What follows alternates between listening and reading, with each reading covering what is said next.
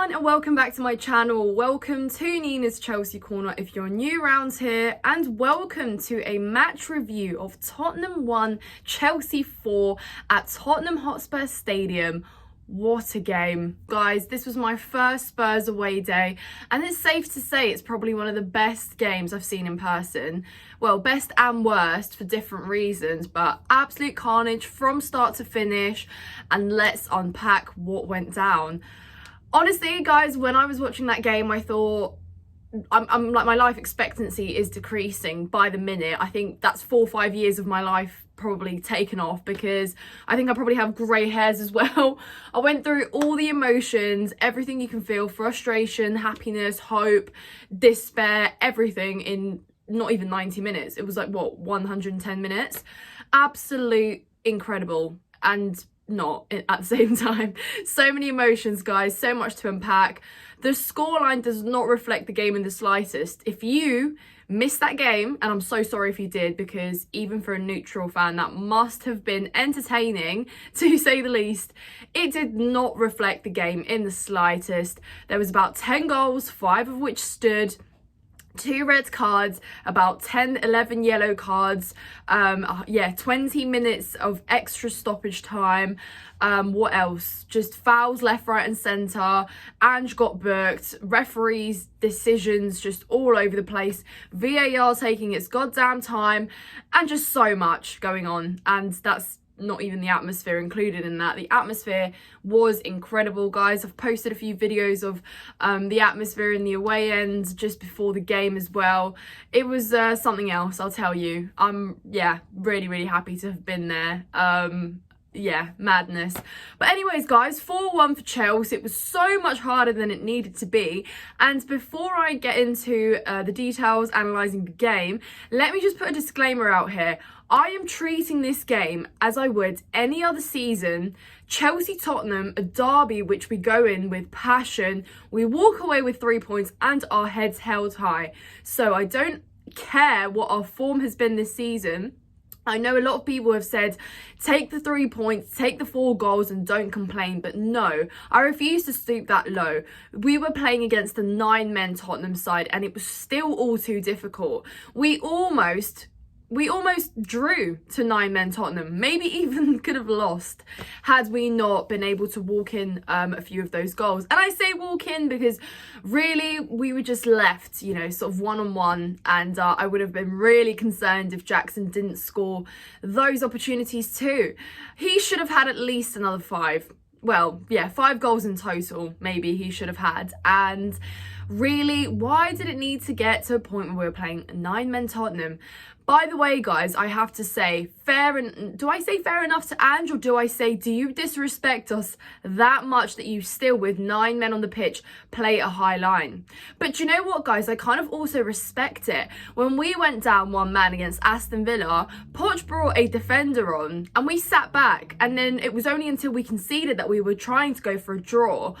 Tottenham, with 9 men, still tried to play that high line, because at the end of the day, a defeat is a defeat. If you're going to lose, you're going to lose. It doesn't matter by how many goals. But the fact is that they were still going for it, guys, and Dyer still put a chance away. Yes, it was offside, but they still had a share of opportunities where they could have punished us, because we left them space.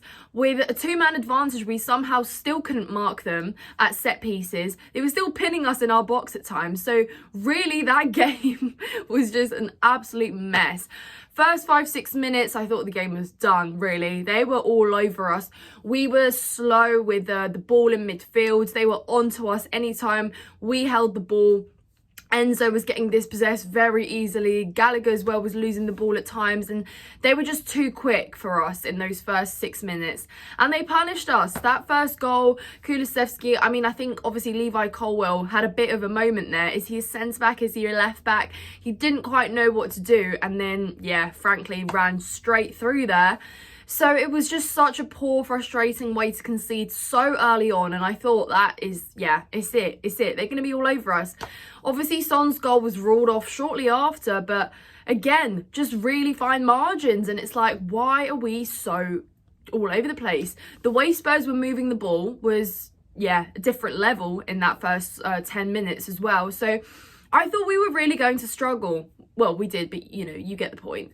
And obviously those fouls from Romero and Udogie were punished, but Romero should have been sent off for that Colwill challenge in the first half before it even got to that penalty decision and that foul in the box on Enzo, I think it was, which by the way was a serious challenge, and I think it might have actually injured him a little bit or done something to him. We saw him sort of go down a lot of times after, and I thought, if Enzo's injured right now, like that's, yeah, I don't think he had a greatest game, but I think that might have added to it. It might have affected his play. I do think he was at times a little bit slow. He did try to get a few shots off in the first half though, which is like, yeah, you're not the best at taking shots, but at the end of the day, someone's got to try. Like, this is what we've been asking for.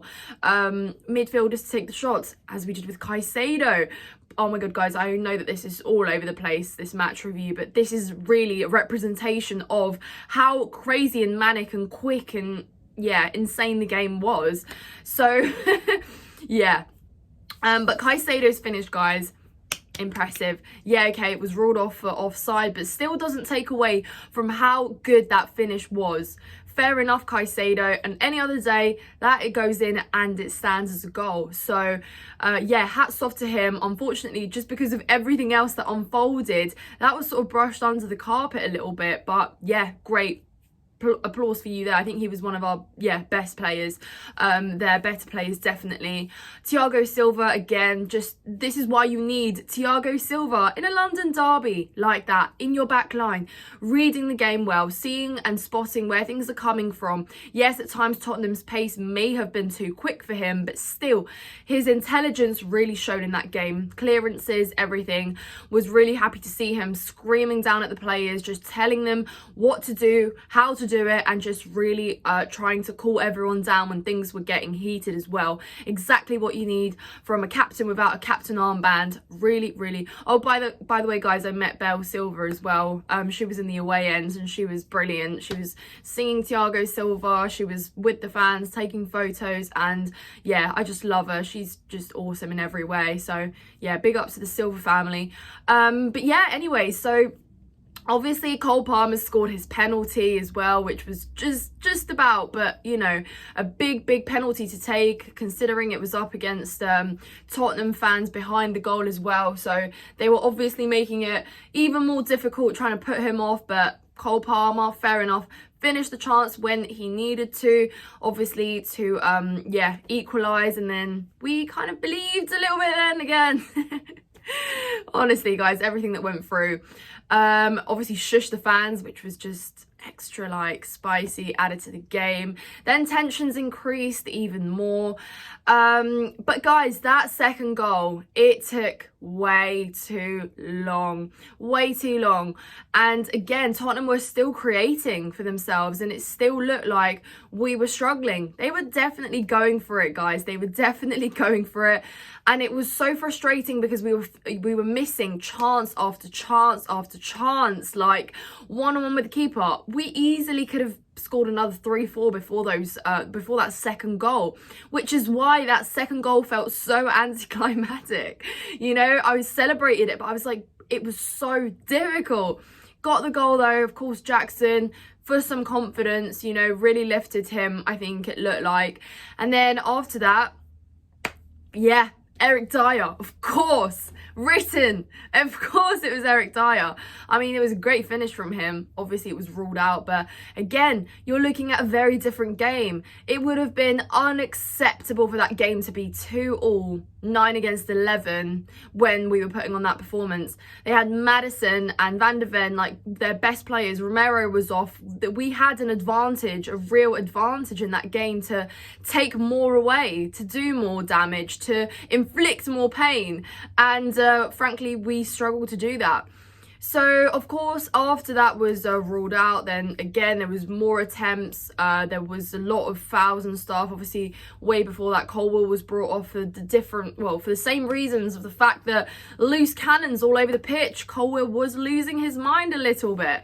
And obviously he was on the yellow, so Poch spotted to take him off and bring a little bit of composure in Cucurella there on the left as well. But yeah, after that, obviously Jackson bagged his second goal, and then his third for the hat trick. Yeah, the goals that he scored, I mean, he basically walked them in. But yeah, fair enough, finished them. We've seen him miss those chances prior to in that game. So really, okay, you put them away. Build on that though, Jackson, because before that, mate, you weren't really good. But I don't want to strip his confidence again. We've been saying he just needs to get some goals one way or another, and he did one way or another. So really, there needs to be more. You need to be more prolific, and any other game like Man City on Sunday, you're not gonna have a two-man advantage. You will need to be finishing those chances when you are given them, because truly that's been separating us from 3 points all season. It's been costly in so many games where we haven't punished our opposition when we've had the chance to. And we know that when we go 1-0 down, any other game, we have been losing. Guys, that's the reality. It is the reality. But Tottenham really were playing for it. They really were going for it. Even after, they were like, we're going to have a good go at this Chelsea side. They spotted our weaknesses of finishing, and they thought, we just need to get in positions where we can. And guys, we've been saying that we struggle against low blocks all season. And we knew going into this game that Tottenham were going to play a high line. They were going to give us a game. They were going to give us the space that we play and thrive under well. But even when we had space, we were still trying to dribble through. And I'm talking about you, Sterling, still trying to dribble through their defence, as if you don't have that passage of space where you can make a pass, square the ball, get someone to take a shot. And it's just sort of like questions and decisions like that where, you know, we need to think better. We were given the space, we didn't utilise it as much as we should have. And yeah, there we go. They were still pressing us. They were still trying to push us back. And yeah, what a madness of a game, guys. I hope me speaking this quickly just sort of encompasses how quick and rapid and crazy that game was in every sense of the word. I mean, yeah, the VAR though, let's talk about VAR quickly, because I've realised I've waffled on so much. I haven't spoken about VAR. I think VAR is becoming a lot more sort of open to scrutiny, considering how many games this season, and it's not even that far in, we're barely even into November, how many decisions they've got wrong, how many decisions have already been appealed, how many decisions have affected a way the game has gone.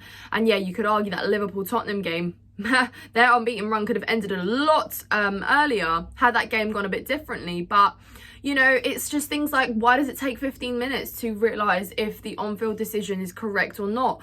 What is the communication there? That they're probably second guessing themselves, they're probably taking extra long to assess a decision, and they're not trusting or going with what they have spotted on field. And then it's like, you know, in these London derbies, you break up momentum so much by taking 15 minutes with every decision. You know, that those red cards, yeah, mate, we could see them on the pitch. You know, us fans spotted it as soon as it happened. And it's like, sometimes it's just so unprofessional for a league of that much, you know, professionalism to be that slow and to be that incompetent at times. So VAR, big improvements needed. It's not the technology, it's the people and the referees and the way they use it, the officials. And yeah, so big question marks around that. I think, yeah, obviously just added to the pressure and to the atmosphere and the rage and everything. Honestly, guys, what a game. But you know what? 4-1 against Tottenham. We ended our unbeaten run. Of course, it was written in the stars for Pochettino to return to Tottenham Hotspur Stadium, end Ange's reign as unbeaten manager at Tottenham since he took over. And yeah, and of course, our striker to bag a hat-trick after he's been struggling big time. Well, there you go, guys. That's football for you. The narrative is there. 3 points, though, to climb further up. Jackson to build on some confidence, of course. And the players, though, take some lessons because, like I said, we're going into a serious big game and they're not going to have 2 red cards. They're probably not going to be giving us, you know, that much space. And, yeah. Anyways, enough waffling from me because I'm aware I've gone ages, guys, but comment down below your thoughts on the game. I know there's so much to unpack, there's so much went on, but yeah, obviously, guys, London is blue Happy to reclaim that after a silly little loss last season there. And yeah, it's good to get a win, I guess. After I've just slated some of our performances. It's true, guys. I don't want to stoop that low where I'm saying, oh yeah, like, could we beat Arsenal? Could we beat Tottenham? No. I want to go into these games saying, yes, you know, let's put up a fight. These are the London derbies that we know we can win. This is the stadium that we've been winning for years and years. And, you know, I don't want to come into this game like stripping our standards as low, which is why I do choose to point out the negatives. Yes, I recognise it was a win. Great, but next time needs to be more convincing. We need to be absolutely dismantling 9-men Tottenham with a greater scoreline in that game. Anyways, guys, subscribe to my channel if you haven't done so already. Leave a like, leave a comment, and I will see you in the next one. Thank you so much for watching.